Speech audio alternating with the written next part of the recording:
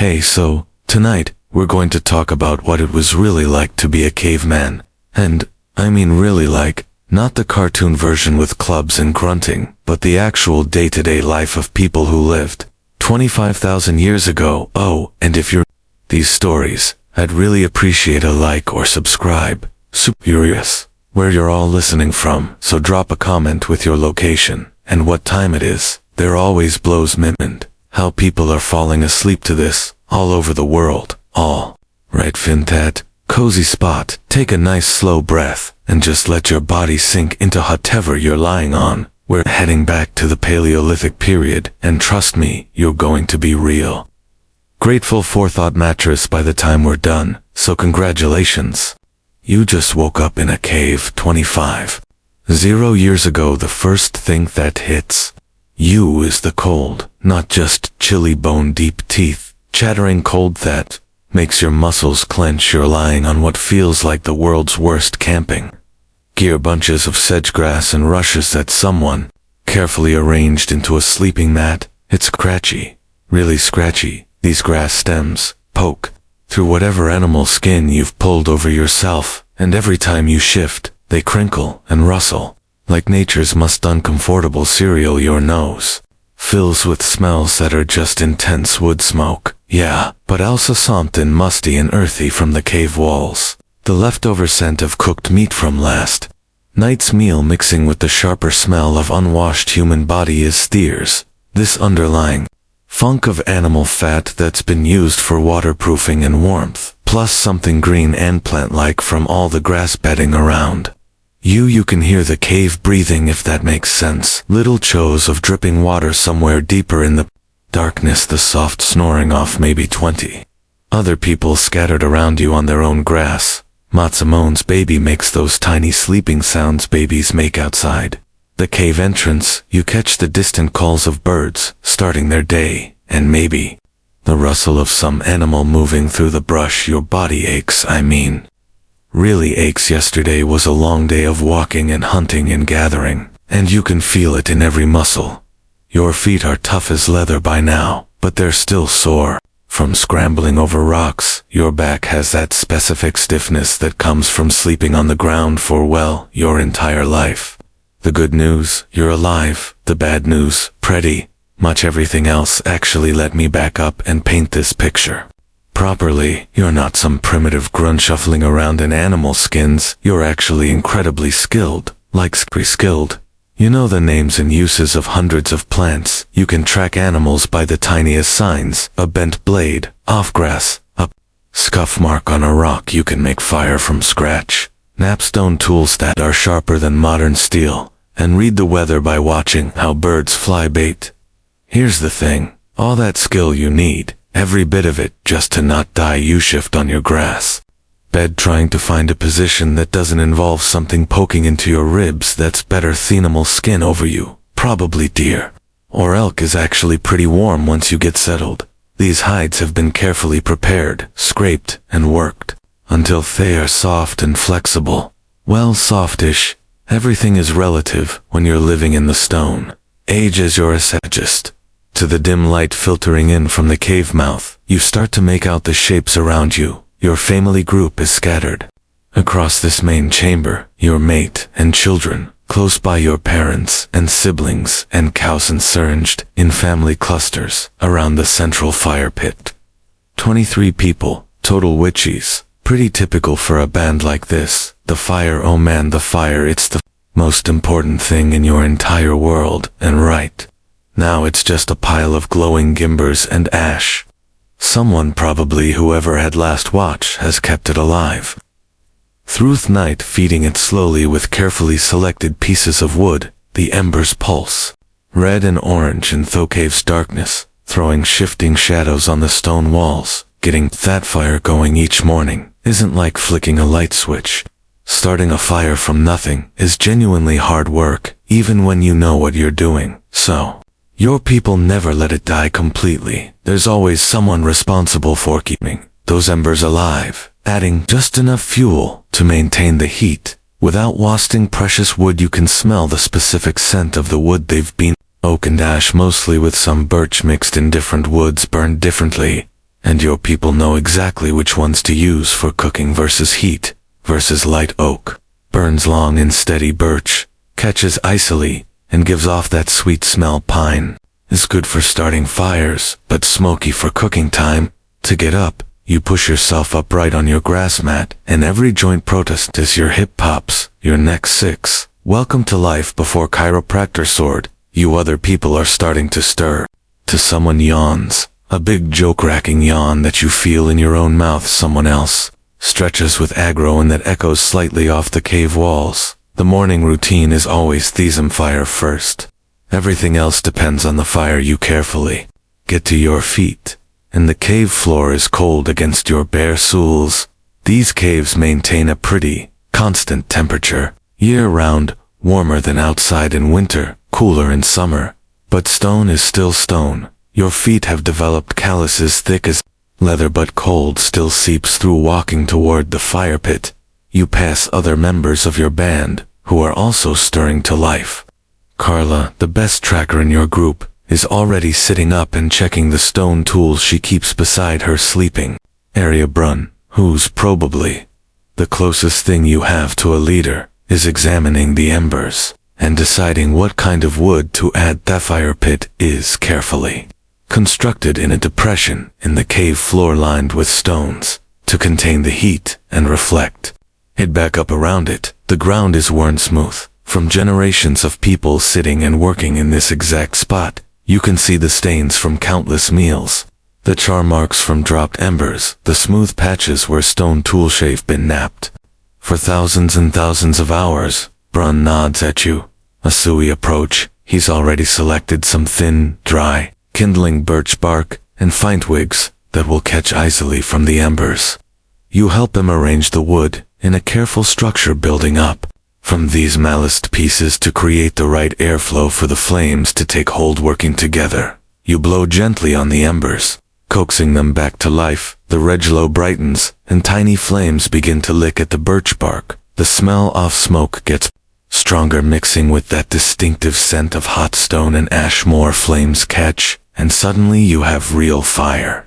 Again, dancing, crackling, wonderful fire that pushes back the darkness and starts to warm your hands. Fire is life. Fire is protection. Fire is the difference between human and animal. Around the growing flames, more Pia plague their children, who were still sleepy moments ago, become alert, and focused. Fire means warmth, but it also means food, and everyone's stomach is reminding them that they haven't eaten since yesterday evening. The good news about being a hunter-gatherer is that you don't have to worry about a mortgage, or taxes, or your boss being unhappy with your quarterly performance review. The bad news is that every single day starts with the question, what are we going to eat, and how are we going to get it? Yesterday was a decent day. The hunters managed to bring down a deer, not huge, but enough to feed everyone with some left over for today. The gatherers came back with they're carrying bags full of nuts, roots, and berries, but that was yesterday. Today you're starting from scratch. You settle into the familiar rhythm of morning preparation. Someone fetches water from the stream that runs past your cave, clear cold water, carried in containers made from animal bladder sand, carved wood. Someone else starts preparing some of yesterday's leftover meat for a quick morning meal. The meat gets spitted on sharpened sticks and held over the flames until it's heated. Not really cooked. This is more like reheating leftovers, but warm food in a cold morning is a small miracle. The smell of heating meat mixes with the wood smoke, and your stomach makes that empty anticipatory rumble while you're eating your small portion of warmed meat and some nuts from yesterday's gathering. The day's planning begins.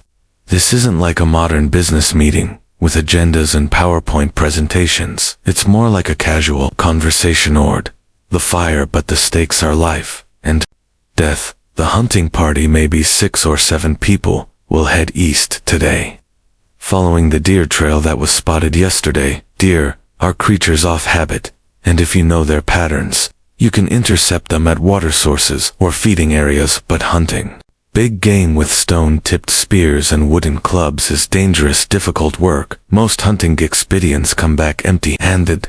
The gathering party will spread out through the forest looking for anything gateable: nuts, berries, roots, tubers, mushrooms, bird eggs, insects, medicinal plants. Gathering is actually more reliable than hunting. You almost always find something, but it requires incredible knowledge of the natural world. You need to know which berries are safe and which will kill you, which roots are edible and which will make you violently sick, which mushrooms are food and which are poison, when and where to find bird eggs, how to process bitter nuts to make them edible, where the good tool-making stones can be found. Your people carry this knowledge in their heads, hundreds of pieces of information passed down through generations of trial and error and careful observation. There are no books, no Google, no instruction manuals, just human memory and hard-won experiences. The morning fire burns brighter and the cave starts to warm up. People begin the daily ritual of checking and maintaining their tools. Stone tools, dull with use and need constant attention. Wooden spears get damaged and require repair. Clothing made from animal skins needs mending. You examine your own personal kit. The stone knife you made yourself, your wooden digging stick, the leather pouch that holds your fire-making materials. The knife has a few small chips in the edge from yesterday's work. Nothing serious, but it could be.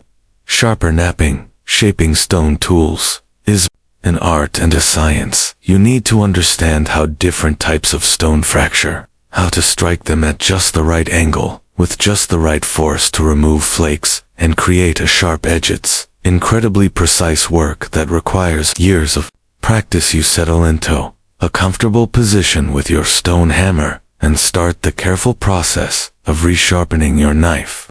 Each strike has to be placed exactly right. Too hard, and you'll break the tool. Too soft, and nothing happens. Hit it at the wrong angle, and you'll ruin hours of previous work. The sound of stone on stone rings through the cave as other people work on their own tools.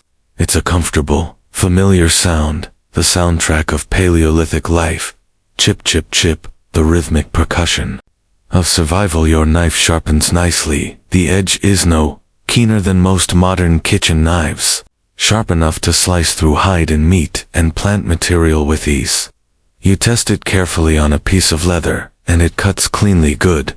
This tool might save your life today. Around you the cave is coming, fully alive. Children who are old enough help with basic tasks, feeding the fire, organizing sleeping areas, checking water containers. Younger kids stay close to their mothers, but even there, learning be watching. There's no formal education here, just constant observation and gradual participation in adult activities. The really little ones, babies and toddlers, are kept warm and safe near the fire, while their mothers prepare for the day's work. One baby is fussing and her mother nurses her while simultaneously checking over her gathering tools. Multitasking was invented about 2.5 million years ago. Here's you shift position, getting more comfortable as the cave slowly warms. Nice and easy theft. Familiar sounds and smells and textures of this morning routine are oddly soothing, despite the harsh realities. Is your world, this is your family, this is home. As the sun climbs higher outside the cave, sending more light through the entrance, the pace of preparation picks up. People start moving toward the mouth of the cave, ready to begin another day of searching for food and materials and everything else you need to survive. But before anyone goes anywhere, there's one more crucial morning task: assessing the weather and the world outside. Brun, along with 2 other experienced hunters, walks to the cave entrance to study the day. They're looking at the sky, feeling the wind, listening to the sounds of birds and animals. Weather prediction without meteorologists or Doppler radar requires reading dozens of subtle environmental cues. Cloud formations tell stories about coming storms. Wind direction indicates where rain might be heading. The behavior of birds and animals gives clues about atmospheric pressure. Changes the color of the dawn sky, the feel of the air, the smell carried on the breeze. All of it matters when your life depends on being outside, in whatever nature decides to throw at you today. Looks promising. The sky is clear, the wind is calm, and you can hear the normal chatter of birds Forest. No signs of incoming bad weather, good hunting and gathering conditions. Time to go face the world you gather. Your tools and equipment: stone, knife, wooden digging, stick, leather carrying pouch, a piece of fire starting material, wrapped in bark. Everything you own fits in your hands, or hangs from a simple belt, made of twisted plant fibers. Gathering party assembles near the cave entrance. 8 people, today including yourself, all equipped with the tools needed for finding and collecting food. You're wearing your usual outfit, leather leggings, and a tunic made from carefully prepared deer hide. Soft leather boots, stuffed with grass for insulation, and a heavier skin cloak that can be wrapped around you if the weather turns cold. Your clothes fit well and move with your body. These aren't random animal skins thrown over your shoulders. They're carefully tailored garments sewn with sinew thread using bone needles. The leather has been treated with animal fat to make it water resistant, and the seams are reinforced in places that take the most stress. Everything about your outfit is functional. No pockets, you don't need them when you only own a few tools. No zippers or buttons, everything fastens with leather ties or simple toggles made from bone or antler. No synthetic materials, obviously, but also no cotton or wool. Just leather and fur and plant fibers, all processed by hand, using techniques passed down through countless generations. Standing at the cave entrance, looking out at the forest that stretches endlessly in all directions, you feel that familiar mix of anticipation and anxiety that starts every day. Out there is everything you need to survive: food, materials, resources, but out there is also everything that can kill you: large predators, venomous snakes, poisonous plants, fast-moving rivers, cliff edges, sudden storms. Rival groups of humans vomit, not be friendly, getting lost, getting injured, far from help, 1,000 ways to die, and only your knowledge and skills and the cooperation of your band to protect you. You take a deep breath off the morning air. It smells like forest, green and alive and complex. Damp, earthened, decomposing leaves and growing plants, and the musk of animals that passed this way recently. Clean air, purer air that hasn't been touched by pollution or industry or any of these substances that modern humans breathe every day. The sun feels good on your face as you out of the cave. Real sunlight, not filtered through windows or reflected off buildings. Direct solar radiation that will warm your skin and provide the light you need to work. By no electricity, no artificial lighting, just the sun and moon and stars and fire. Your feet find the familiar path that leads down from your cave toward the forest floor. This path has been worn smooth by generous, your people, making this same journey every day. For hundreds of years your ancestors walked this exact route, and if you're lucky and skilled, your descendants will too. You shift your carrying pouch to a more comfortable position and adjust your grip on your digging stick. The morning is young anthers, a full day of work ahead. Time to go find what the forest has to offer today. Behind you, the hunters are making their final preparations, checking spear points, discussing strategy, sharing the precious few arrows tipped with the sharpest stone points your group can make ahead of you. The gathering party moves through the forest with practiced silence, eyes and ears alert for anything useful. This is it. This is your life. This is what it really means to be human. Your muscles relax as you settle into the familiar rhythm of walking through your territory, and with each step the adventure of another day in the Paleolithic world begins to unfold around you. The forest closes around you like a living thing. Every step takes you deeper into a world that's both beautiful and terrifying, where every shadow could hide food or danger, and sometimes both at the same time.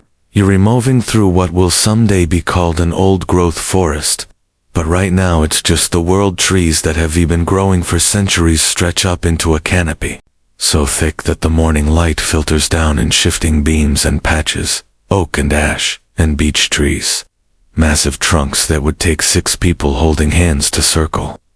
The understory is dense with smaller trees and shrubs, and the forest floor is carpeted with layers of decomposing leaves that squelch softly under your feet. The sounds are incredible birds. Everywhere, not just a few species eared here in a modern park, but dozens of different calls echoing through the trees, the rustle of small animals moving through the undergrowth, the distant crack of a branch falling somewhere in the depths of the forest, wind moving through leaves in waves that you can actually hear, approaching and passing overhead your gathering party spreads out as you walk, each person following their own path, but staying within earshot of Theodore's. You never go anywhere alone. Ever being alone in this world is basically a death sentence. Predators hunt alone. Humans, accidents happen. Getting lucky. Dying, and dying means your family doesn't eat. Caveman, who's probably the best plant identifier in your group, calls out softly from about 20 feet. To your left, she's found something. You angle toward her voice, pushing through a thicket of hazelnut bushes that catch at your leather clothing and scratch at your exposed skin. She's kneeling beside a cluster of plants with broad heart-shaped leaves and small white flowers. Wild garlic, she says, and the satisfaction in her voice is obvious. This is a good find, not just food but medicine too. Wild garlic can help with infections, and it adds flavor to otherwise bland meals. You help her carefully dig up several of the bulbs using your wooden digging sticks. The tools are simple, beauty-effective hardwood sticks about as long as your arm, sharpened to a point and hardened in fire. They're perfect for digging roots and tubers without damaging them. The bulbs come up easily in the soft forest soil. They're small, about the size of your thumb, with papery white skin and that unmistakable sharp smell of garlic. Kessa rubs one clean and bites into it, chewing thoughtfully. Good, she says, strong. These will keep well. You wrap the bulbs in a piece of soft leather and tuck them into your carrying pouch. So far so good. The day is off to a promising start. Your group continues deeper into the forest, following animal trails and paths that your people have used for generations. Every few hundred yards, someone finds something worth collecting: nuts from hazelnut bushes, berries that are just starting to ripen, wild mushrooms growing on rotting logs, but only the ones that experienced edgers know are safe. The knowledge required for this work is staggering. You need to know hundreds of different plants, their seasons, their habitats, how to process them, how to store them. Some plants are only edible at certain times of year. Some require complex preparation to remove toxins. Some look almost identical to poisonous varieties, but have subtle differences that can mean the difference between a good meal and a horrible death. Take mushrooms. There are dozens of edible varieties in your forest, but also several that will kill you in very unpleasant ways. The difference between food and poison might be the color of the spores or the way the stem breaks or the smell when the mushroom is crushed. Get it wrong and you're dead. Get it right and you have a delicious, nutritious meal. Your people have been learning these distinctions for thousands of years, passing the knowledge through careful teaching and observation. No one forages alone until they've spent years learning from experts. Even now, experienced as you are, you still check with others when you'll find something unusual. The sun climbs higher as your group works its way through the forest, and you can feel the day starting to warm up. The morning chill is lifting, and walking at a steady pace is starting to make you pleasantly warm under your leather clothing. You adjust your carrying pouch and keep moving. About an hour into the expedition, Toma calls out from near a stream bank. His voice has that particular excitement that means he's found something really good. You push through the undergrowth word, the sound, and what you see makes you smile. Wild honey, high up in an old oak tree, maybe 20 feet off the ground. There's a dark opening in the trunk where a colony of wild bees has met at their home. You can see them coming and going, and that sweet smell of honey is faint but unmistakable on the breeze. It's like winning the lottery. It's concentrated energy, pure sugars, that your body craves and burns efficiently. It keeps well without spoiling it, has medicinal properties, and it tastes incredible, especially when your normal diet consists of meat, nuts, and wait for vegetables you can find. But getting it is dangerous work. The plan develops quickly. Toma is the best climber in your group, and he volunteers to go up. You'll build a fire at the base of the tree and create smoke to calm the bees. Sumian We'll prepare containers to hold the honeycomb. Everyone else will be ready to run if things go badly wild. Bees are not docile. They will defend their hive aggressively, and bee stings can be seriously dangerous if you get enough of them. People have died trying to collect honey, but the reward is worth the risk. You gather dry wood and tinder, while others search for thurret, kind of green leaves to create heavy smoke. The fire needs to produce a lot of smoke without too much flame yowing to calm the bees, not burn down the tree. The fire catches quickly, and soon you have thick white smoke rolling up toward the bee tree. The sound of buzzing gets quieter as the smoke reaches the hive entrance. Bees evolved with forced fires and smoke triggers their instinct to gorge on honey and prepare to abandon the hive. When they're focused on eating, they're less likely to attack. Thomas strips off most of his clothing, fewer places for angry bees to get caught, and starts climbing. He's incredibly skilled, moving up the rough bark with the confidence of someone who's been climbing trees since he could walk. His feet and hands find holds that you can barely see from the ground. Watching him climb, you're reminded of just how physically capable your people are. No gyms, no structured exercise programs, but everyone is lean and strong and flexible from a lifetime of this kind of activity. Toma moves like a modern rock climber, but he learned this as skills as a child because his life depends on them. The smoke continues to roll up the tree, and the buzzing stays relatively quiet. Good sign. Toma reaches the level of the hive and carefully begins working his hand into the opening. He's feeling for honeycomb that can bear a moved without destroying the entire colony. Your people know not to take everything. Leave enough honey and bees, and they'll rebuild for next time. A few bees spiral around him, but they seem more confused than aggressive. The smoky's doing its job. Tama's arm disappears into the tree trunk up to his elbow. On his face shows concentration as he feels around inside the hive. Then his expression changes to satisfaction. He's found good comb. Slowly, carefully, he extracts his arm from the tree, and his hand is a chunk of honeycomb about the size of your fist, golden and dripping with thick amber honey. Even from the ground, you can smell the sweetness. He tosses the comb down to waiting hands, then reaches back into the hive for more. 3 trips, 3 chunks of comb, and then he judges. It's time to stop. Take too much, and you'll kill the colony. Take just enough, and they'll recover and provide honey again in the future. Thomas scrambles down the tree with the same skill he showed going up, dropping the last few feet to land lightly on the forest floor. A few bee stings on his arms and shoulders, but nothing serious. He's grinning with the satisfaction of a job well done. The honeycomb is gorgeous.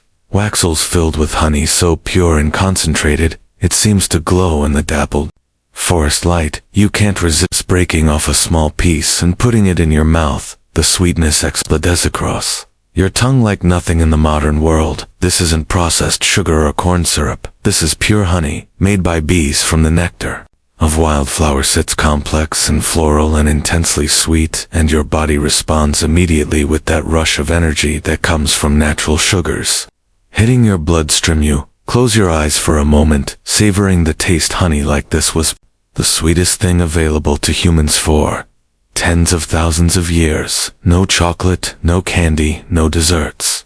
Just this, and it's perfect. The honeycomb gets carefully wrapped and packed away in leather containers. This is a treasure that will be shared with the entire band back at the cave. Children will get small pieces as treats. Adults will use it to make other foods more palatable. Some will be saved for winter. When every calorie counts, your gathering party continues through the forest, energized. The successful honey collection. The sun is getting higher now, and the forest is fully alive with activity. Birds calling from every direction, small animals rustling through the undergrowth, the constant subtle movement of a healthy ecosystem. You find yourself settling into the meditation of long distances, walking through familiar territory. Your feet know this ground, your eyes automatically scan for useful plants, signs of game, anything out of place that might indicate danger. You're breathing falsetto, a steady rhythm that matches your pace. This is one of the most peaceful times in Paleolithic life, moving through the forest with your community working together. using skills that connect you directly to the natural world. Schedules, no deadlines, no artificial stress, just the ancient rhythm of human life, in harmony with the environment. While mostly harmony, there are still plenty of ways to die out here. Around my day, your group stops beside a small stream to rest and eat the water. It's clear and cold, running over smooth stones, worn by countless years of current. You cup it in your hands and drink deeply, tasting the mineral purity of water that has never been processed or treated or run through pipes. Lunch is a selection of what you've gathered so far: nuts, berries, some leftover meat from yesterday, and tiny tastes of that precious honey. You sit on a fallen log beside the stream, listening to the water and eating slowly, methodically. The food is challenging by the meat is tough and requires serious chewing. The nuts are small and sometimes bitter. The berries are tart and seedy. Nothing is salted or seasoned or prepared in ways that enhance flavor, but your body knows this food, recognizes it, processes it efficiently, and there's something deeply satisfying about eating food you gathered yourself with your own hands, using knowledge passed down through generations of your ancestors. This meal represents hours of skilled work and deep understanding of the natural world. Every bite was earned. Isui. Eat. You notice how your body feels strong, lean, efficient, your muscles ardent and functional from constant physical activity.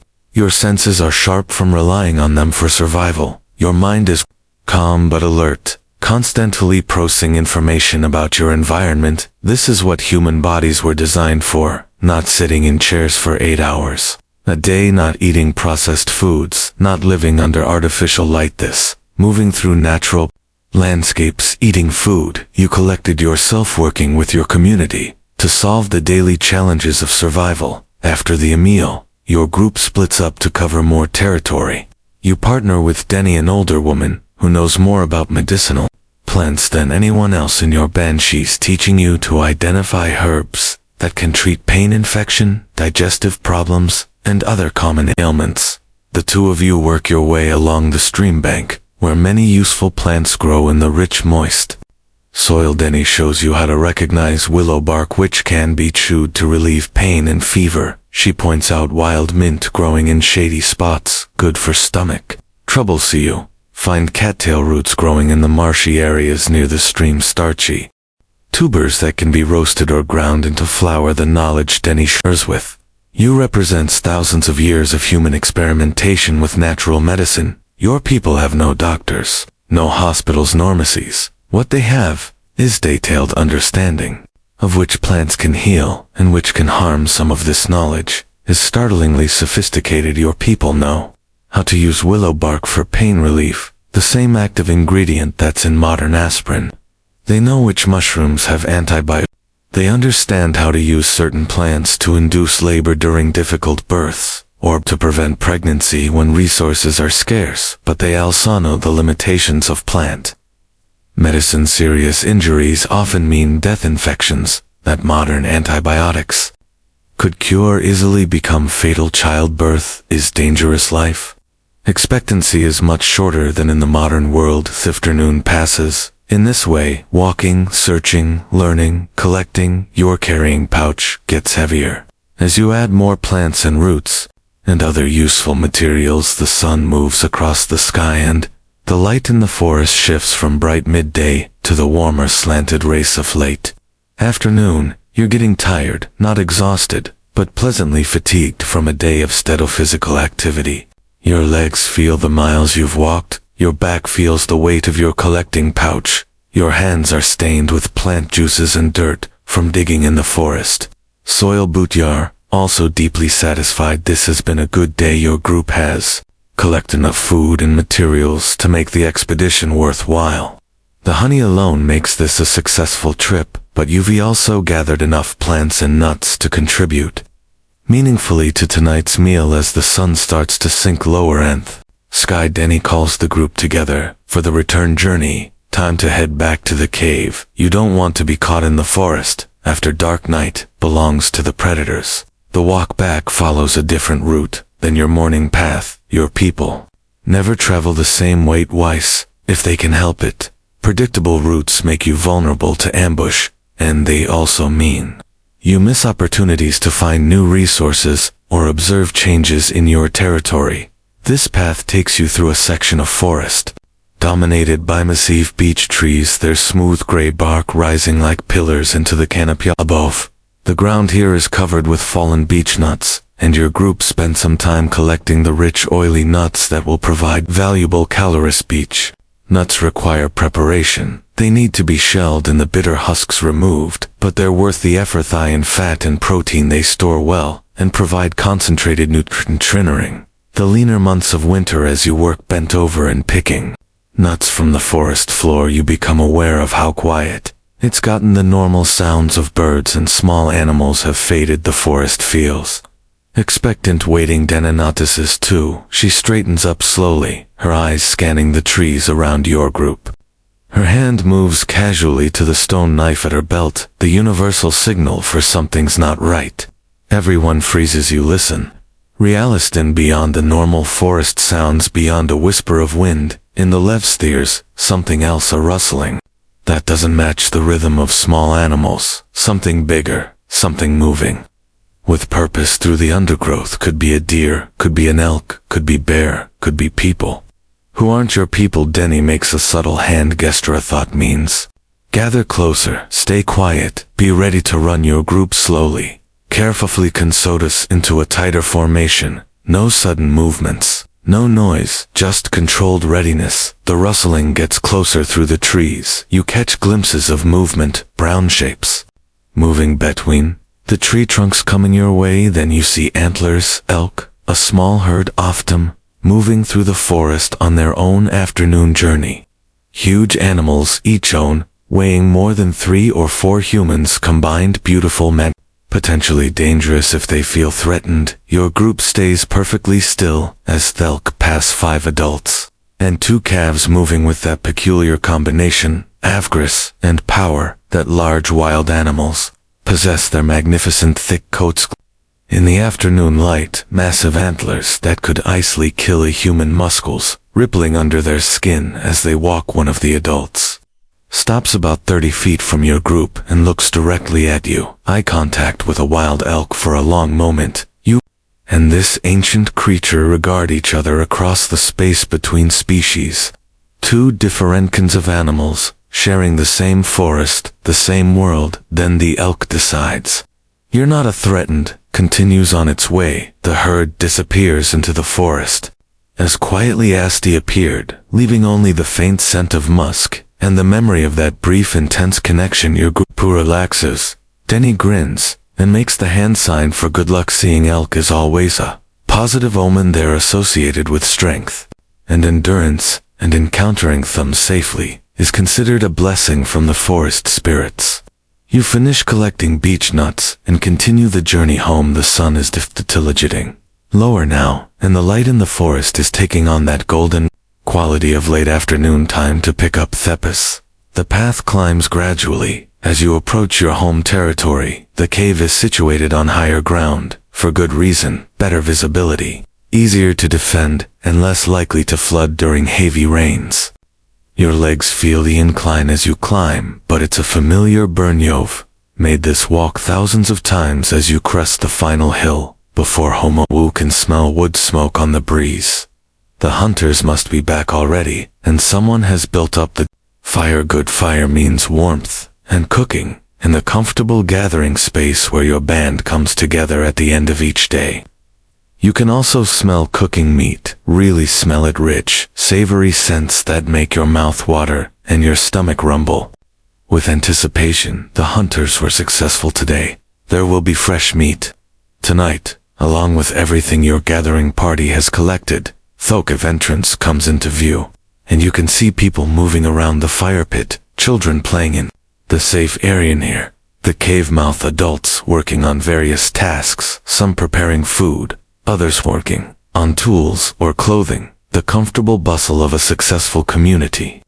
You're almost home. Your body feels the relief of completing another day's work safely. You're carrying pouch, Ishivi, with useful plants and nuts. Your knowledge has grown through another day of learning from Denny. The forced proved well today. As you approach the cave, children run out to greet their turning gathering party. They want to see what you found, hoping for treats like berries or nuts they can eat right away.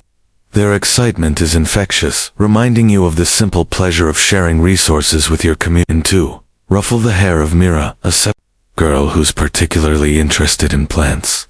She follows you everywhere during gathering expeditions, asking endless questions about which plants are useful, and why. Today, she wants to know about every single thing on your collecting pouch. The transition from forest to cave feels abrupt, but welcoming. Outside is vast and wild, and full of possibilities and dangers. Inside's controlled space.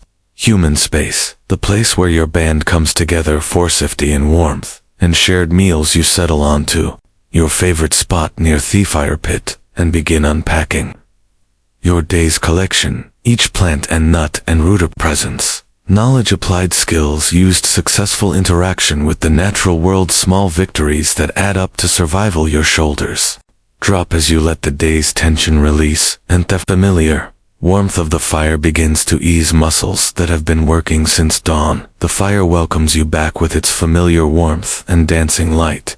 You can feel the heat seeping into tired muscles as you settle closer to the flames, and there's something deeply comforting about being back in this controlled space after a day in the vast, unpredictable forest. The hunters did well today.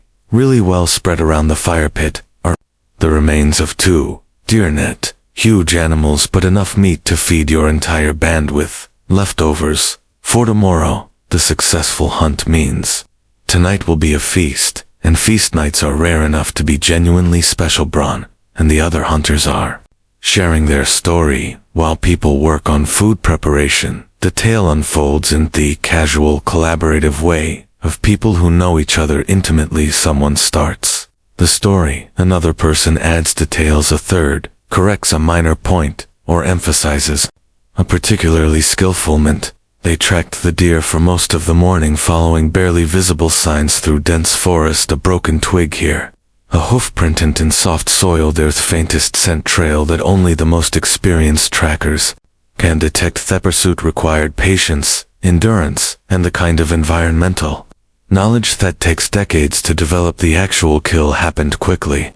The hunters managed to zero on a small group of deer at a water source, and Jorik made a perfect spear throw that brought down a young buck with a single strike. The second deer, attempting to flee, ran directly into spears held by 2 other hunters, positioned along the escape route. Clean kills, quick deaths, minimal suffering. 4th animals, and maximum protein for your people. You listen to the huntings while unpacking your own day's collection, organizing the plants and nuts you gathered into different piles based on how they'll be used. Some things will be eaten tonight, others need processing or preparation, some will be stored for future use. The honeycomb you helped collect creates quite a stir.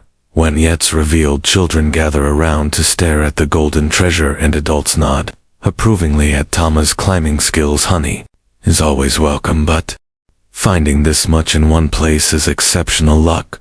Kesser is already working on the wild garlic bulbs, cleaning them and preparing them to flavor tonight's meat. The sharp pungence fills the air around the fire as she works, mixing with the wood, smoke, and the rich smell of cooking venison. Food preparation in the Paleolithic isbath, simple and sophisticated. Simple because your tools are basic stone knives, wooden implements. Fire, sophisticated because your people have had thousands of years to figure out how to make the most of limited ingredients and cooking methods. The deer meat is being prepared in several different ways. Some chunks are spitted on sharpened edge sticks and roasted directly over the flames, the classic caveman cooking method. That actually works pretty well. Other pieces are being cooked in a more complex way that shows just how clever your people really are. Rana, one of the most skilled cooks in your band, has created what's basically a Stone Age oven using heated rocks and a pit lined with leaves. Large stones were placed in the fire hours ago and allowed to heat. Now she's using wooden tongs to transfer the red-hot stones into a pit that's been lined with large, clean leaves. The hot stones are covered with more leaves. Then chunks of deer meat wrapped in yet more leaves are placed on top. Another layer of leaves goes over the meat, then the whole thing is covered with dirt to create a sealed cooking chamber. The meat will cook slowly and evenly in the steam and heat generated the hot stones. It's ingenious. No metal pots, no ovens, no modern cooking equipment, just stones and leaves and fire and human intelligence. The result will be meat that's tender and flavorful, cooked through without being burned or dried out while the stone oven does its work. Other people are preparing. The gathered plant foods. Nuts are being cracked between stones and the meat extracted. Bitter roots are being sliced and soaked in water to remove some off their harshness. Berries are being sorted with the best ones, saved for eating fresh, and any damaged ones set aside for immediate consumption. You help with nut processing, settling into the rhythmic work of cracking shells and picking out the nut meats. It's meditative, repetitive work that lets your mind wander while your hands stay busy. The sound of stones cracking nuts mingles with the crackling of the fire and the quiet conversations happening around the cave. Your body feels good, tired, but in a satisfying way. The kind of fatigue that comes from a full day of useful physical work, rather than the drained exhaustion of modern stress. Your muscles are pleasantly weary, and the warmth of the fire is helping them relax and recover from the day's.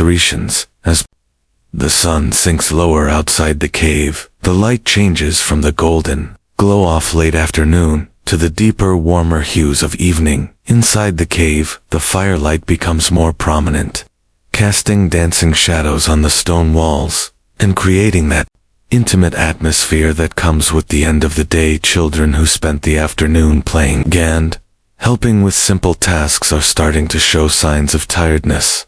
The youngest ones are staying closer to their mothers, and there's less running around and more sitting quietly by the fire.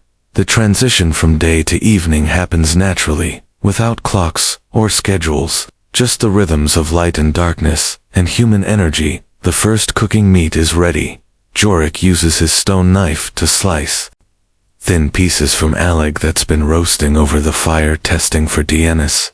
The meat is perfectly cooked, hot all the way through, but still juicy with that slightly smoky flavor that comes from cooking over a wood fire. He offers the first taste to the eldest member of your band, Old Senna. As is proper, she chews thoughtfully, nods approval and gestures for the meal to begin. This isn't quite the free-for-all that modern people might imagine. There are customs, hierarchies, ways of doing things that maintain social harmony and ensure everyone gets fed. The meal unfolds slowly, deliberately. People eat in a relaxed way that allows for conversation and storytelling. Children get choice pieces of meat, along with some of that precious honey. Adults share everything equally, with special consideration for pregnant or nursing mothers who need extra nutrition. You receive your portion of venison, a generous piece that's been flavored with wild garlic and cooked to perfection. The meat is rich and satisfying in a way that modern farm-raised meat rarely limits. Wild game has a different texture, a more complex flavor, a density of nutrition that comes from animals that lived active lives in natural environments. Fat is particularly valuable. Modern people often avoid fat, but in the Paleolithic world, fat is concentrated energy that your body craves and needs. Layer of fat under the deer's skin, the marrow and the bones, the rich fat around the organs, all of it is prized and consumed. Eagerly you eat slowly, savoring each bite. The meat provides immediate satisfaction for your hunger bet.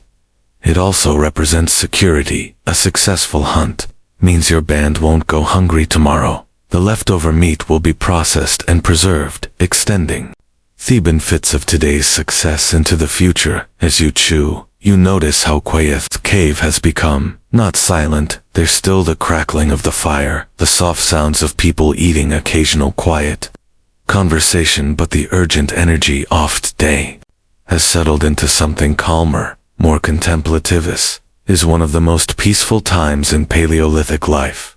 The day's work is done. Food has been found and prepared and shared. Everyone is safe inside Thokaviv, with a warm fire and full bellies. These moments of security and comfort are rare enough to be treasured. You shift position slightly, getting more comfortable, against the stone wall that forms your backrest. The fire's warmth feels good on your face and hands, and your stomach is pleasantly full of rich meat and nuts, and the lingering sweetness of honey. The stone oven isopinned for the second course rana carefully removes the layers of dirt and leaves to reveal the deer meat that's been cooking slowly for hours.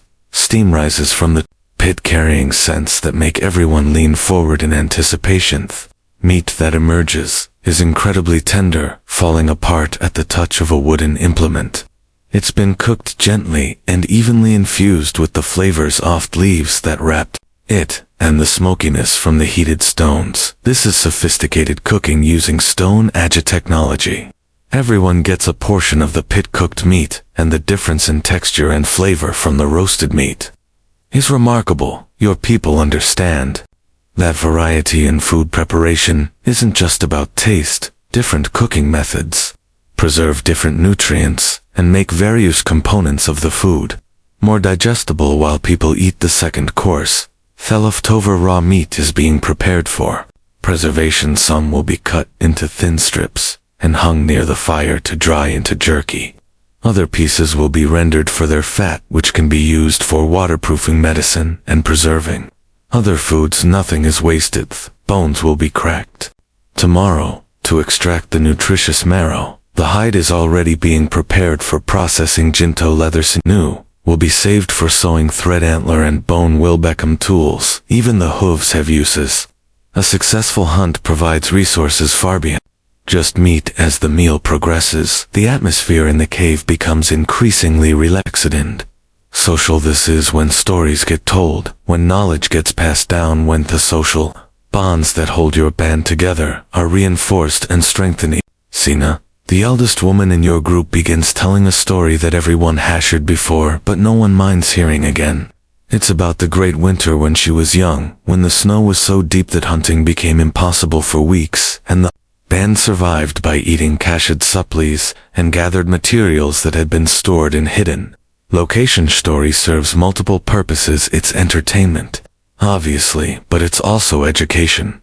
Senna is teaching the younger members of the band about resource management, about preparing for hard times, about the importance of planning ahead. The story contains practical survival information disguised as entertainment. You lean back against the cave wall and let the familiar rhythm of Sina's voice wash over you. These oral traditions are how your people preserve and transmit knowledge across generations. No writing, no books, no external storage systems, just human memory and the ancient art of storytelling. The fire burns lower as the evening, but someone occasionally adds wood to keep it going. The light becomes softer, more intimate, creating a cocoon of warmth and safety in the vast darkness outside. The cave children are rigiding, sleepy. The youngest ones have already been put to bed on their grass mats covered with soft furs and positioned close enough to the fire for warmth, but far enough away to be safe. Their mothers hum quiet songs, whilen or singor, simply holding them close. The older children are allowed to stay up longer, but they're showing signs of tiredness. They sit quietly by the fire listening to adult conversations, occasionally nodding off against a parent's shoulder before being gently roused and encouraged to stay awake a little longer. You feel your own energy settling into evening mode. The urgency and alertness required for data survival in the wilderness is giving way to something calmer, more contemplative. Your breathing slows naturally as your body recognizes the transition from active day to restful evening. Someone starts working on tomorrow's tools. Stone napping by firelight isn't ideal, but simple maintenance tasks can be done in the flickering illumination. The rhythmic sound of stone on stone adds to the peaceful atmosphere, a gentle percussion that speaks of preparation and care for the implements that make survival possible. Women are working on clothing repair using bone needles and sinew, thread tomand, small tears in leather garments. This is skilled work that requires good hand-eye coordination, but experienced seamstresses can do basic repairs. Even in dim light, the clothing your people wear represents hundreds of hours of labor, and maintaining it properly is essential. The social dynamics of evening time are different. From the focus urgency of daytime activities, people sit closer together, conversations are requider, more intimate physical contact increases. Children leaning against parents, adults sitting shoulder to shoulder, casual touching that reinforces social bonsu. Notice how the fire affects everyone's behavior. People orient themselves toward it, not just for warmth but as a social focus. The fire is the center of community life, the gathering point that brings the band together at the end of each day. It's been this way for hundreds of thousands of years. As the evening deepens, some people begin preparing for sleep. The sleeping area is there, arranged around the fire pit in a rough circle with families grouped together, and the most vulnerable members siang, children and elderly people positioned closest to the warmth and light. Your own sleeping area is ready from this morning's brief tidying. The grass mat has been shaken out and rearranged. Your sleeping furs have been aired and positioned for maximum warmth. Everything is prepared for another night's rest on the stone floor of Thokov, but sleep is still some time away. Evening activities continue at a relaxed pace as people finish their tasks and gradually wind down from the day. Some individuals work on personal projects, carving wooden tools, preparing plant materials for future use, organizing their few personal possessions. Cave itself seems to exhale as the day ends. The stone walls which absorbed heat from the fire during the day slowly release that warmth back into the earth. Temperature remains comfortable despite the cooling air outside. Caves are naturally insulated, maintaining relatively stable temperatures year-round. You stretch your legs and adjust your position. By the fire your muscles feel loose and relaxed from the day's exercise, and the warm, foodful feeling in your stomach adds to the general sense of well-being. This is what contentment feels like in the Paleolithic world. Basic needs met, community gathered safely together. Another day survives. Servilely, the sound of evening wind outside the cave entrance creates a subtle backdrop to the indoor activities. It's a reminder that the world beyond your small circle of firelight continues its ancient rhythms. But here, in this protected space, your people have created a pocket of human warmth and safety. Children's voices are getting quieter as they settle into the calmer energy of nighttime. The youngest ones are already asleep on their mats, their small bodies relaxed and peaceful under soft furs. The sight of sleeping children always brings a sense of satisfaction to the adults. Another generation successfully protected through another day. Someone banks the fire for the night, arranging the wood so it will burn slowly and steadily, without requiring constant tension. The flames die down to a more manageable level, but the coals remain hot and ready to be built back up if needed. Fire management is a critical skill that ensures warmth and protection throughout the night. The transition towards sleep happens gradually. People finish their evening tasks and begin moving toward their sleeping areas. Conversations become a quieter, more intermittent. The energy level in the cave slowly decreases. Asavironi prepares for rest. You feel the day's tension continuing to ebb away. Asa, you settle more comfortably against your resting spot. Your breathing deepens naturally, and a comfortable yawn escapes as your body begins its transition. The night ahead as the fire settles into its nighttime rhythm. Yorbund begins the evening activities that separate humans from every other animal on Earth. This is when the real magic happens, when survival becomes culture, when basic existence becomes something deeper and more meaningful. Jorik pulls out a piece of antler he's been working on for several days. Along with a sharp stone baron, designed for carving by firelight, he continues the careful process of creating what will eventually become a spear thrower, a tool that will dramatically increase the range and power of thrown spears. The carving work is incredibly precise. Each cut must be placed exactly right to maintain the tool's balance and functionality. Too much material removed in the wrong place and weeks of work are ruined. Too little, and the tool won't work properly. Jorik works with the focused concentration of someone who understands that his life depends on the quality of his tools. You watch him work, admiring the skill involved the spear thrower. He's creating grunts. Thousands of years of technological development. Early humans figured out that a level-like device could multiply the force of a thrown spear, allowing hunters to bring down larger prey from greater distances. This innovation literally changed the course of human evolution. The tool looks simple, just a carved piece of antler with a hook at one end to hold the spear and a handle at the other, but the physics involved are sophisticated. The length, balance point and flex characteristics all have to be precisely calculated for the tool to work effectively. Oric learned these calculations not through mathematical formulas but through years of trial and error passed down from master craftsman Irby.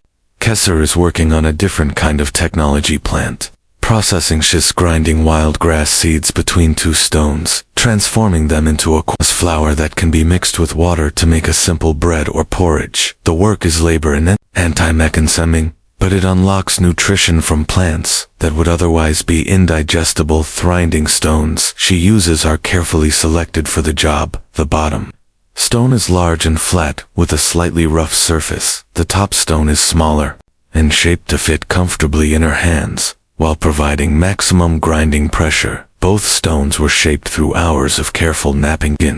They represent a significant investment of time and skill. The rhythmic sound of stone grinding grainies, one of the oldest industrial noises in human history. This same basic technology, crushing seeds between stones to make flour, would eventually evolve into watermills, windmills, and modern grain processing. But here in the caveats, just Kesser's strong arms and patient work, turning wild grass into food. The flour that results from her efforts is coarse and dark, nothing like the refined white flour of the modern world, but it's nutritious and filling, providing carbohydrates that complement the protein from hunting and the vitamins from gathered plants. When mixed with water and cooked on hot stones, earth fire, it becomes a simple flatbread that helps extend the value of other foods.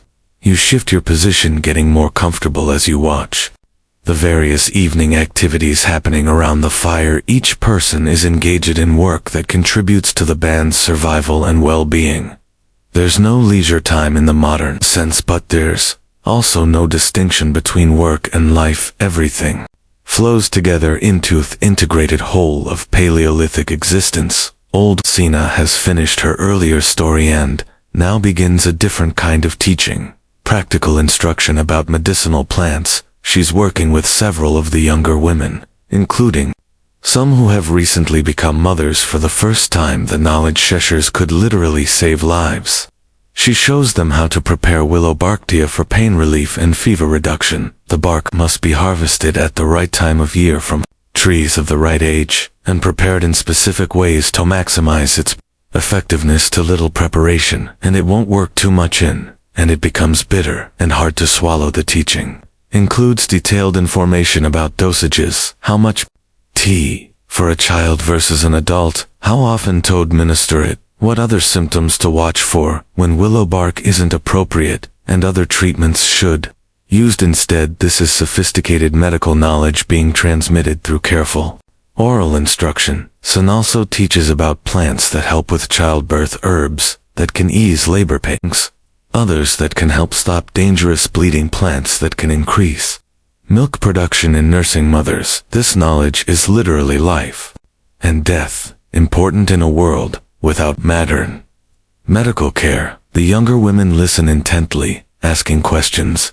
and practicing the identification of plants by examining dried samples that Senna keeps in carefully wrapped bundles. They understand that mastering this information could mean the difference between losing a child and successfully raising the next generation. As the instruction continues, you're struck by how much knowledge your people carry in their heads. No books, no external storage system, no way to look things up when you forget. Everything must be memorized, practice, and passed down through direct teaching and hands-on experience. Human brain evolved to handle exactly this kind of information processing. Your people have the extraordinary memories for practical details that matter to survival. They can remember the locations of seasonal food sources, the behaviors of dozens of animal species, the properties of hundreds of plants, and complex social relationships going back generations.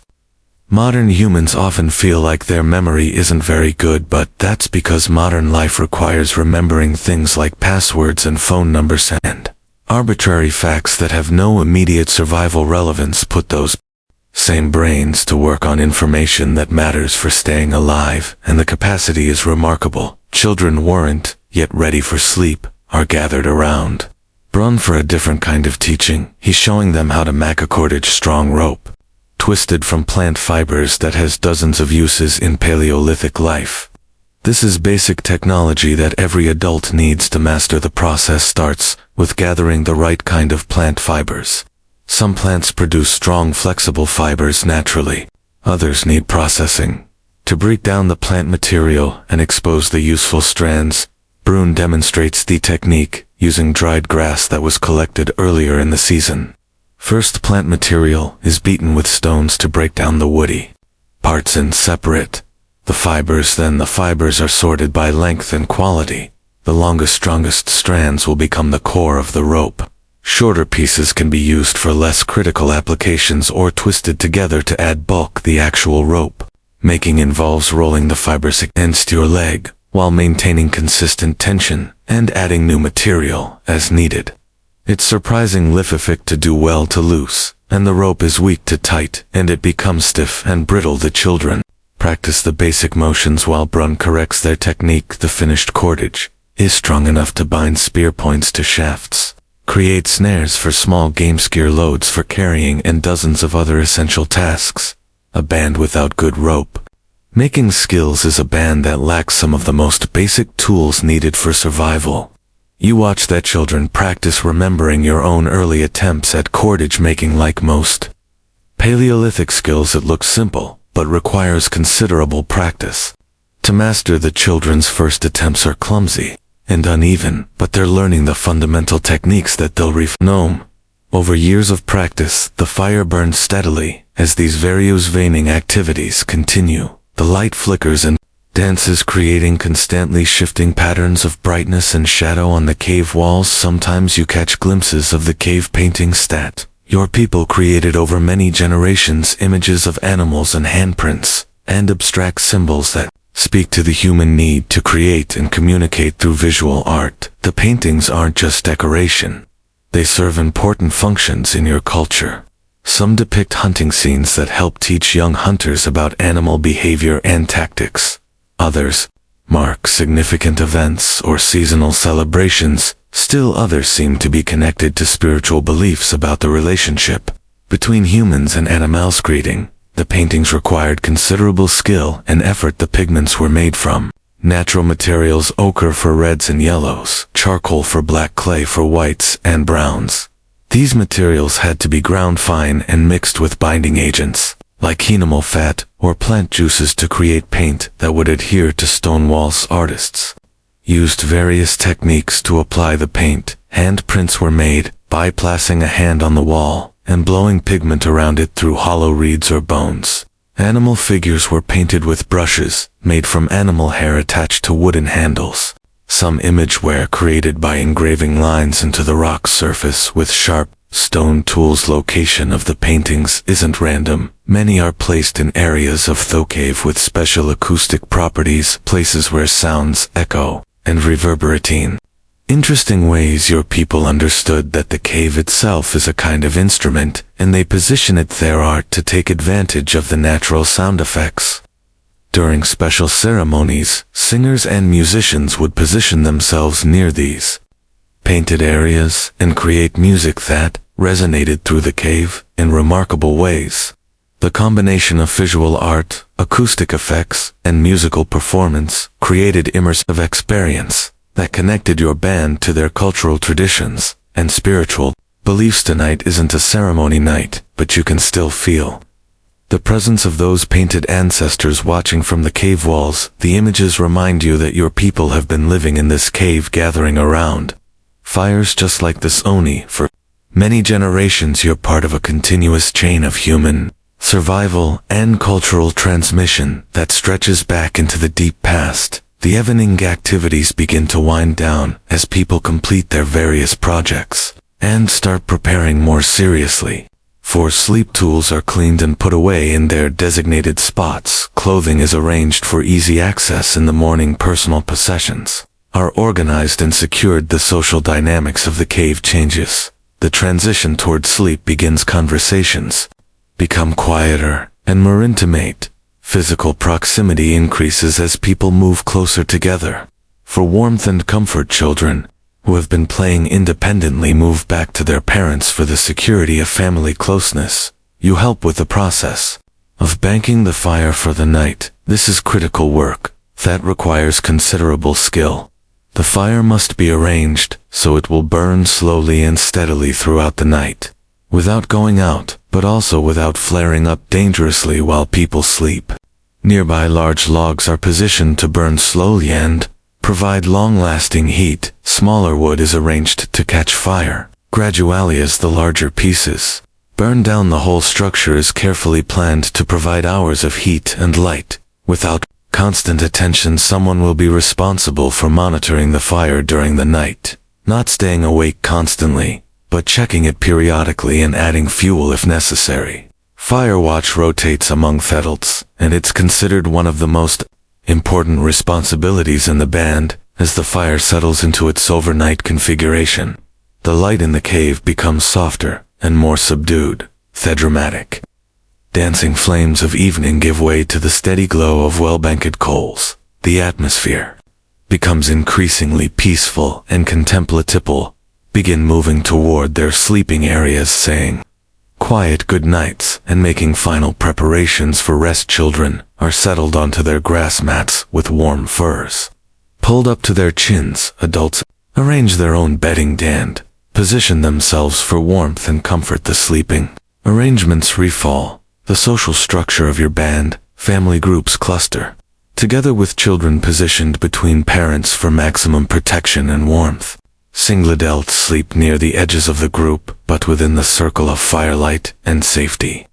Your own sleeping area is positioned where you can easily reach your tools and weapons.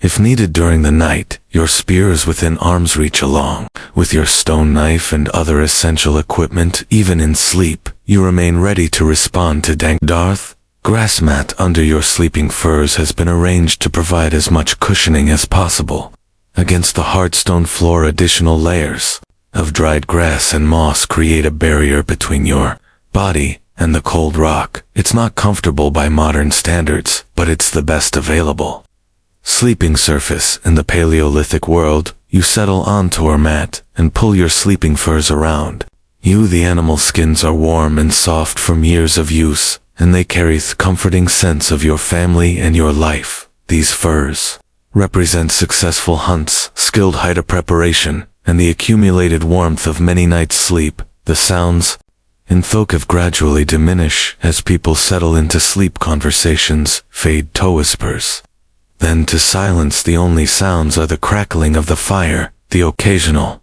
shift of someone adjusting their position, and the deep slow breathing of people relaxing into rest. Outside the cave, the night world is alive with different sounds. Owls calling from the forest, the distant howl of wolves, the rustle of nocturnal animals moving through the undergrowth.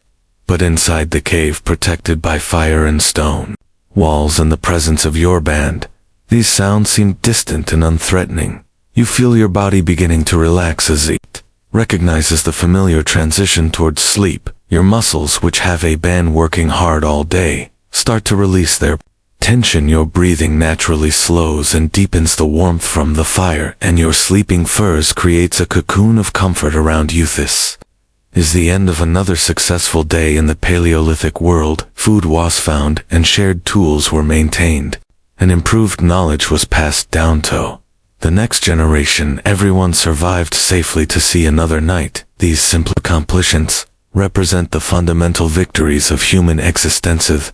Fire continues to burn steadily, casting its warm glow on the sleeping forms scattered around the cave. The light flickers gently across the painted walls where your ancestors left their marks, connecting tonight to countless other nights when humans have gathered around fires for warmth and safety. and companionship. Your breathing settles into a deeper rhythm as you feel yourself getting more comfortable on the grass. Match your body naturally finding that perfect position for rest. The day's adventures fade into pleasant memories as the peaceful warmth of the cave embraces you, and the gentle sounds of your sleeping community create the perfect backdrop for whatever dreams may come in this ancient timeless place where humans have always found safety and peace. The night deepens around your cave, and the world outside settles into the ancient rhythms that have governed this planet for millions of years. Inside, your band sleeps peacefully around threading embers of the fire, each person wrapped in the security of community and the hard-won comfort of another day survived. But as you lie on your grass mat listening to the gentle breathing of your people and feeling the warm weight of animal furs against your skin, something remarkable begins to happen. The boundaries between then and now start to blur. The 25 years that separate the Paleolithic world from your modern life seem to compress into nothing more than a long, slow Alabacos. Here's the truth that most people never really understand. You are them, your DNA, your basic brain structure, are fundamental. Physical and emotional needs, they're virtually identical. Totos, cave dwellers, whose lives we've been exploring together. The human genoma hasn't changed significantly in the last 40 years. You're running Stone Age software in a space age world. Those Paleolithic humans weren't primitive ancestors stumbling through a harsh world with limited intelligence. They were people just like you with the same capacity for love and creativity and complex thought. They laughed at jokes, they mourned their dead, they told stories around fires and worried about their children and fell in love and felt wonder at the beauty of the natural world. The main difference between the Mondu isn't intelligence or emotion or basic human nature, it's just technology. Lived in a world without agriculture, without cities, without writing, without the acuteness that modern humans inherit from thousands of generations of cultural development. They had things that you've lost: a direct, intimate connection to the natural world that modern people can barely imagine, knowledge of their environment so deep and complete that they could survive and thrive using nothing but what the earth provided.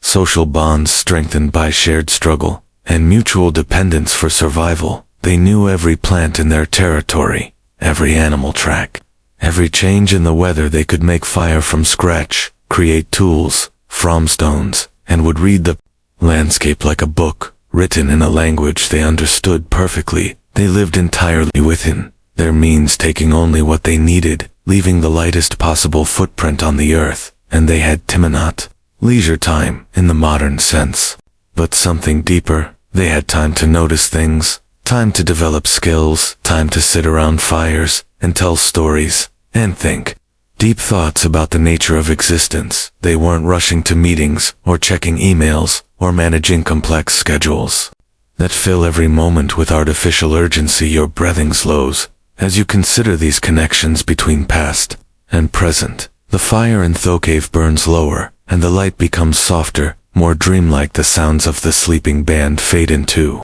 a gentle background rhythm that matches the slow beating of your heart. As ancient humans faced real problems that modern technology has largely solved. They dealt with hunger, cold, disease, injury, and death in ways that would seem impossible to us now. Childbirth was dangerous. Simple infections could be fatal. Winter was a constant threat. Life expectancy was much shorter, but they also didn't face the psychological stresses that plagued modern humans. No anxiety about careers or finances, or social media, or global politics. No depression from feeling disconnected from nature and community. No chronic diseases from processed foods and sedentary lifestyles. Their problems were immediate and physical, but they were also solvable through direct action and community cooperation. Irony is that your Paleolithic ancestors might have been in many ways happier than modern humans. Their basic needs, food, shelter, safety, social connection, were either met or clearly unmet. There was no ambiguity, no existential confusion about purpose and meaning. Survival was the purpose, Community was the meaning. They didn't suffer from the peculiar modern ailment of having all their physical needs met, while feeling spiritually empty. They didn't have enough food to eat regularly, but they never wondered why they were alive, or what the point of existence might be. The point was to live another day, to help your people survive, to pass knowledge down to the next generation.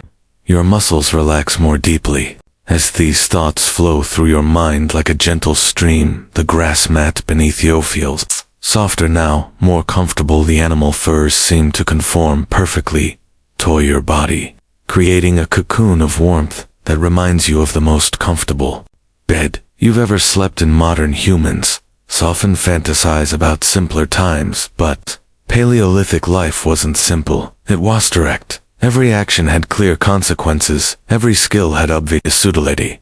Every day brought challenges that could be met with knowledge, strength, cooperation, and ingenuity. There was no complexity for its own sake, no bureaucracy, no abstract problems that couldn't be solved through direct engagement with the physical world. The social structures were complex, but comprehensible. Everyone knew their role and responsibilities. Children learned by watching and gradually participating in adult activities. Elders were valued for their knowledge and experience. Individuals who couldn't contribute fully were still cared for by the community. Social problems were resolved through face-to-face discussion rather than legal systems or institutional press, and they had something that modern humans desperately craved: genuine connection to something larger than themselves, not abstract spiritual beliefs, but daily practical integration with the natural world. They were part of the ecosystem, not separate from it. Their survival depended on understanding and respecting the rhythms of nature. The fire in the cave burns even lower now, just glowing embers that pulse like a slow, steady heartbeat. The light is dim and warm, casting everything in soft, comfortable shadows.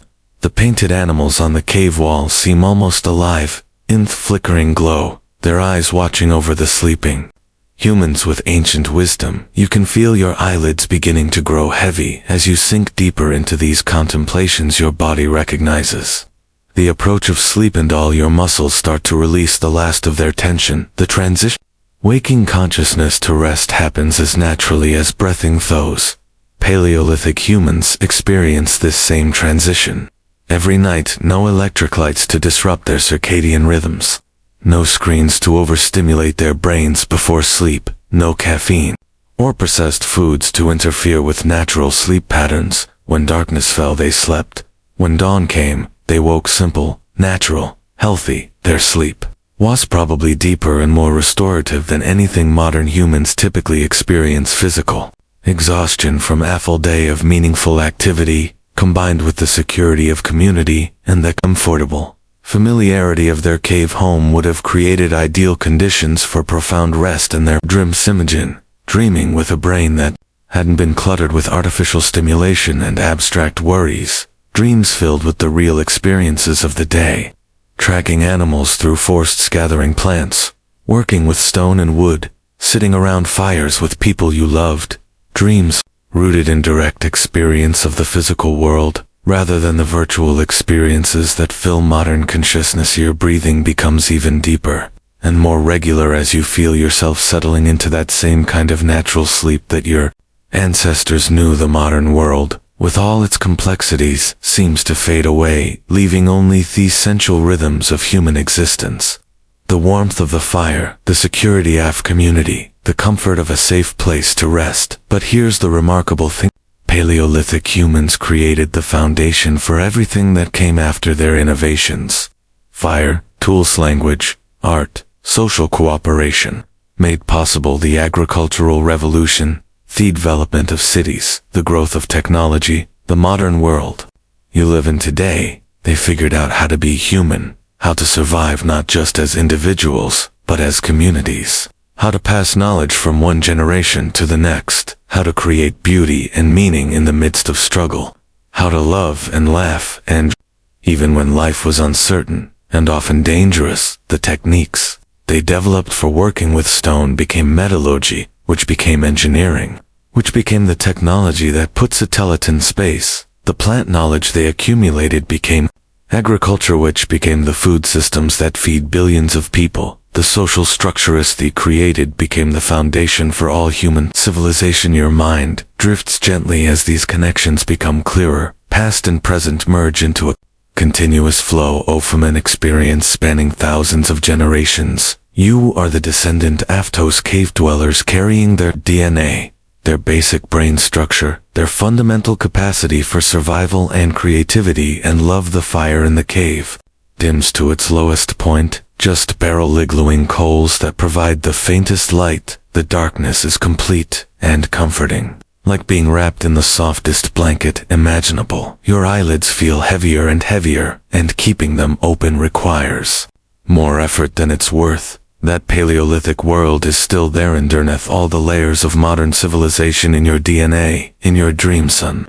The deep structures of your brain that respond to fire and community, and the natural rhythms of day and night. You can access it any time you need to remember what it means to be truly human. One modern life feels overwhelming. Remember those cave dwellers who faced real dangers with courage and intelligence. When you feel disconnected, remember the deep bonds that held their communities together. When you feel purposeless, remember that your ancestors found meaning in the simple act of survival and the love they felt for their people. You are tougher than you think, smarter than you know, more to the natural world than modern life allows you to remember. You carry within you the accumulated wisdom of millions of years of human evolution, the survival skills and emotionalisms that allowed your species to thrive in conditions that would terrify most modern people. Your breathing slows to match the ancient rhythms of rest, and your body feels heavy and peaceful on the soft grass mat. The animal furs around you seem to pulse with warmth, and the gentle sounds of the sleeping cave community fade into the background of consciousness. Boundary between sleeping and waking becomes blurred and unimportant. You are safe. You are warm. You are part of a continuing story that stretches from those first humans who learned to control fire all the way to this moment, lying in your own comfortable bed, connecting across vast distances of time to understand what it really means to be human. Those cave dwellers would be amazed by the world. Their descendants created cities with millions of people, machines that fly through the sky, devices that let you communicate instantly with people on the other side of the planet, medical knowledge that can cure diseases they couldn't even imagine, abundance of food and comfort that would seem miraculous to people who struggled every day just to survive. But they would also recognize you immediately as one of their own. The same hopes and fears, the same capacity for love and creativity, same need for community and purpose and connection to something larger than yourself. The same essential humanity has remained constant across all the millennia of change and development. To eyes closed naturally now, and staying awake feels like trying to swim upstream against a gentle but irresistible current. The cave around you becomes dreamlike, and the sleeping forms of your Paleolithic family seem to merge with all the people you love in your modern lifetime. Expands and contracts like a slow breath. 25. 0 years ago today. Tomorrow, all just differentments in the same continuous story of human experience. You are connected to it all. The cave dwellers learning to make fire, the farmers who invented agriculture, the builders who created cities, the scientists who unlocked the secrets of the universe. But tonight, in this peaceful moment between sleeping and waking, you remember the beginning, the time when humans first learned to gather around fires for warmth and safety and storytelling, when survival depended on cooperation and knowledge, and the deep understanding that we are all part of the same human family. Your breathing becomes so slow and deep that each breath seems to last forever. The warmth of the fire, the softness of the furs, the security of Thakaf, the presence of your sleeping community, all of it blends together into a perfect feeling of peace and belonging. As your consciousness gently releases its hold on the waking world, you carry with you the knowledge that too are part of something ancient and enduring and beautiful. You are human, you are connected. You are home. The cave grows quiet, except for the soft sound, soft peaceful breathing. The fire burns down to its smallest ember, still glowing, still warm, still providing the light that has guided humanity through the darkness for hundreds of thousands of years, and you sleep deep, restorative, natural sleep that connects you to every human who has ever lived, ever loved, ever dreamed of a better tomorrow for their children, and their children's children. Sleep now. Rest in the knowledge that you are exactly who you were meant to be, carrying forward the best of human nature into whatever future awaits. Sleep with the wisdom of your ancestors and the hope of generations yet to come. Let your eyelids fall closed for the final time tonight. Let your breathing slow to match the ancient rhythms of rest. Let yourself drift away on the current of dreams that has carried humanity through countless nights just like this. One, sleep, deeply sleep, peacefully sleep, with the confidence that you are part of the greatest story ever told, the story of human survival, human creativity, human love, that transcends time and connects every heart that has ever beaten around a fire. In the darkness rest, now modern cave dweller, rest well.